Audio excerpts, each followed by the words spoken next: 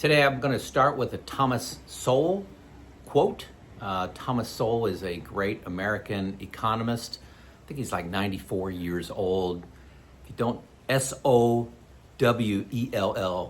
fascinating guy, fascinating, will stretch your mind. His quote, "There are no solutions, only trade-offs."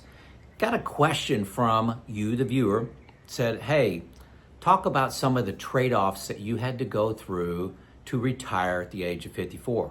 Great question, great question. My goals when I chose to retire was I wanted to control my time. Number one, wanted to control my time. I was spending way too much of my workday doing things I didn't want to do. Things other people, probably at least 50% was my estimation. I had a lot of control over my time, but 50% was starting to get really frustrating to me.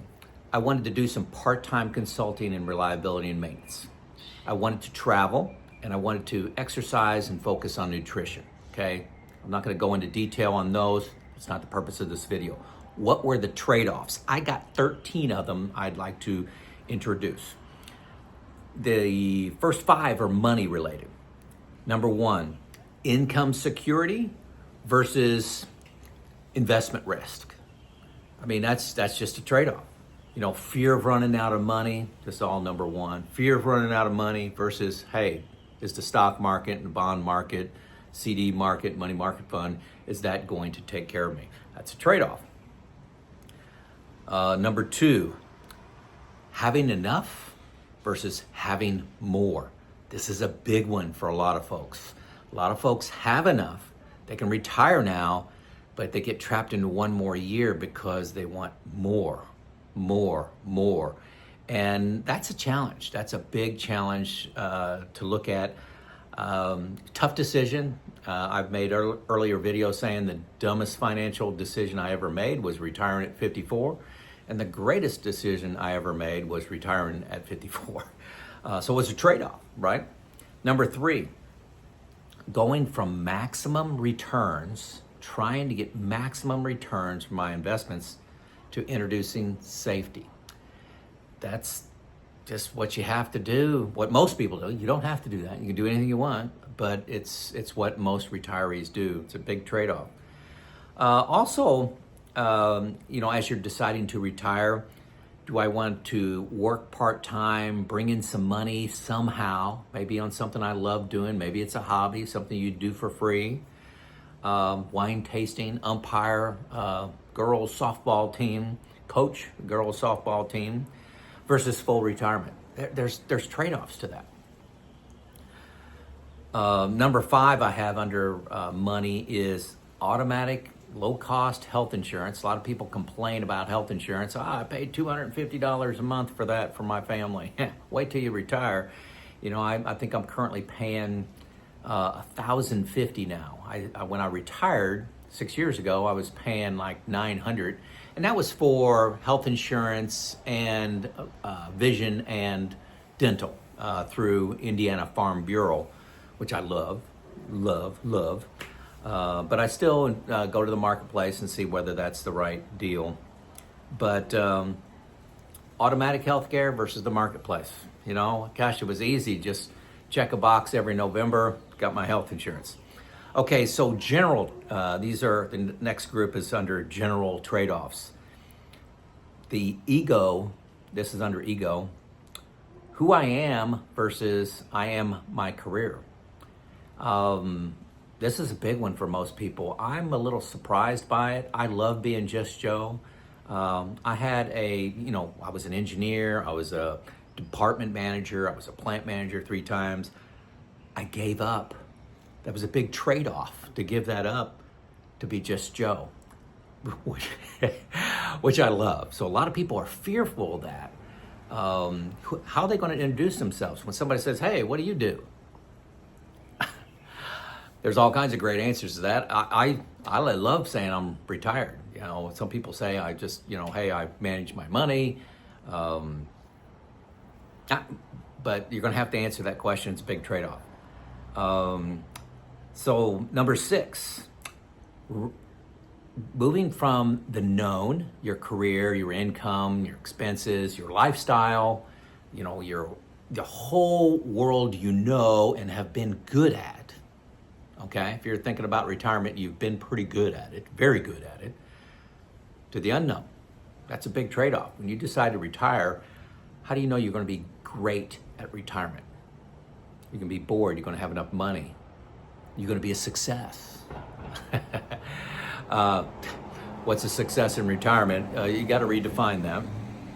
It's not who has the most money, just to give you a hint, at least in my definition. So going from the known to the unknown is a big trade-off. Number 7, having a full, busy calendar and the pride that goes along with, oh, I'm busy. You admit it, a lot of us get an ego rush from how important we are. We're busy, to having a blank sheet of paper. It's blank. Day you retire, it's blank. What are you going to fill it with? Okay, that's a big trade-off. That's a big responsibility. What are you going to fill that with? My advice is try to do nothing for 6 months. You've earned it. You've enjoyed it. Say no to everybody that wants to fill up your calendar. Just enjoy your time, travel, relax, exercise, learn to cook, do all kinds of fun things that you want to do.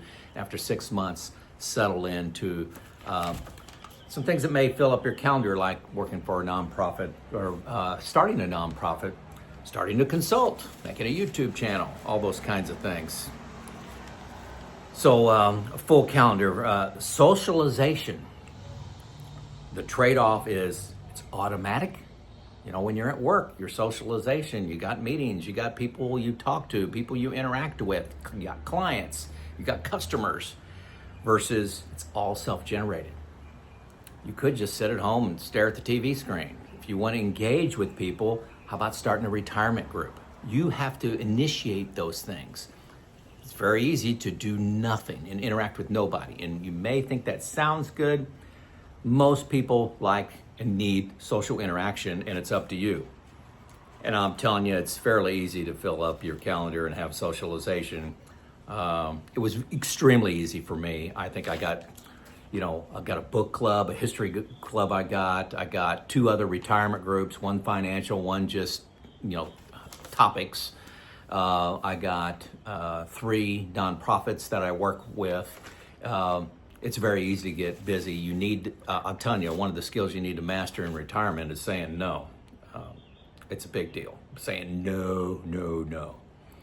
So socialization. Purpose. How are you going to find purpose? It was automatic. You had this project due at the end of the month. You had this project at the end of the year. You have these goals, these financial goals. They may be KPIs, key performance indicators you're trying to reach to and strive to, throughput, sales, whatever they have to be. You got all those, get all those accolades and rewards and mile markers, versus you got to self-generate them. And moving from a type A personality where you're driven towards success and numbers and accomplishments versus type B of just enjoying the day, my simple definition. It's been hard for me. I'm getting better at it, but I'm 6 years into that. I love working on that. Let's see, trade-off number 10, boredom versus manufactured chaos. That's my term, manufactured chaos. At work, when you're working, you just got all this drama going on. You got artificial deadlines. My recent video was on this. Just all of the chaos and how busy and you are versus being bored. The risk of being bored is very real in retirement, very real. If you don't take some initiative, if you take a little bit of initiative, I think it is overwhelming what you can do. Just as a crazy example, next week, I'm going to the high school and I'm interviewing it's a mock interview, but they are getting graded on it. I'm interviewing 10 kids, teaching them the skills of how to write a resume and how to interview. That's what I'm doing for 2 half days next week. I'm super excited about it. I'm not getting paid for that. I love doing that. I went to Career Day about a month ago at this same high school. It's the high school my kids went to. And I talked to them about what engineers did. I had 4 hours and it went through freshmen, sophomore, juniors, and seniors. So that sense of purpose, that was we're at 10, boredom. Boredom versus manufactured chaos. Number 11, this is under a category of stress. You gotta be weird to retire, especially retire earlier. Most people are not expecting you to do that. It's not what all the other salmon are doing. They're all going this way and you wanna go that way. You're flying solo now when you're retired versus having the illusion of security in your job. You judge the security in your own job. Maybe it's high, but there's a stress trade-off there. You're going from the umbrella of your business. You've been good at that for a lot of years to, hey, I'm going to retirement and I'm responsible for my own sense of purpose, accomplishment, not being bored, getting socialization. All that is on you. And there's some stress associated with that. So I like that one, stress. Number 12, health. It's under the category of health. Most people are, they're busy. I got to get up early. Got this meeting. Got to travel. Got all these things going on. They don't have time to get a consistent exercise routine and a consistent eating routine. Eating routine was what was hard for me. I managed the exercise one, but eating, I was a stress eater when there were problems at work or when I was busy at work. I grabbed something real quick and it was never anything good. But in retirement, you got time to do it right. Time to cook, time to shop.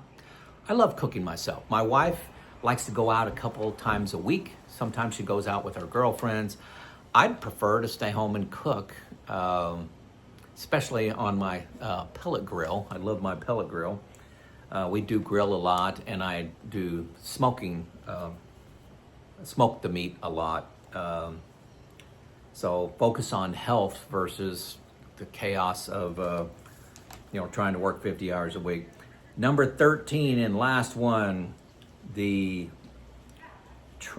trade-off of trying something new, untested, unknown, versus something you are very good at now and you know it. So you're good at your job. Do you want to just drop that? And a lot of people love their job. I love my job. But let me hit you hard here.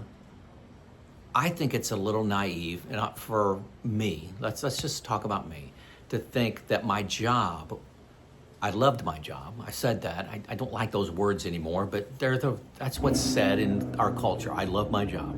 I was that person. But it's naive for me to think that's the only activity on earth that I will love. I really think that's a naive thing for me to say. No judgment of you, just ask you to think about the judgment I put on myself. Try something new.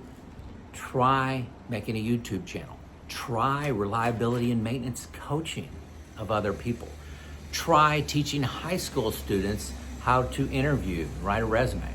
Try talking to some college students around supply chain, some of the things I've done.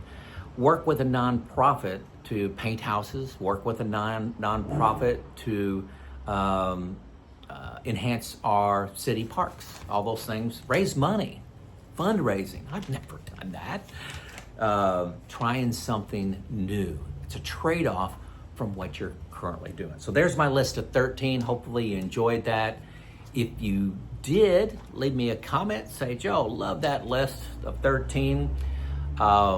I will leave them in the show notes, list out these 13. If you've done something in retirement or you went part-time and you're starting to see a trade-off, get a conversation going in the comments.